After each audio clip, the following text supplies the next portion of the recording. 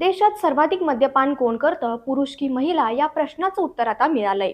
या संदर्भात केंद्रीय स्वास्थ्य आणि कुटुंब कल्याण मंत्रालयानं केलेल्या सर्व्हेत धक्कादायक खुलासा झालाय. मद्यपान करण्यात फक्त पुरुषच नाही तर महिला सुद्धा आघाडीवर आहेत. देशात 15 ते 49 वयोगटातील मद्यपान करणाऱ्या महिलांचं प्रमाण फक्त 1.2% असून आसामचा यात पहिला नंबर लागतो. आसाममध्ये 16.5% महिला मद्यपान करतात.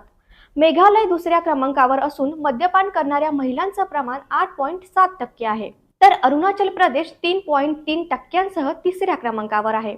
चौथ्या क्रमांकावर सिक्कीम आणि 5व्या क्रमांकावर छत्तीसगड राज्य आहे. या राज्यात अनुक्रमे 0.3 आणि 0.2% महिला मद्यपान करतात. तर अरुणाचल प्रदेशात पुरुष हे सर्वाधिक दारू पित असल्याचं समोर आलंय.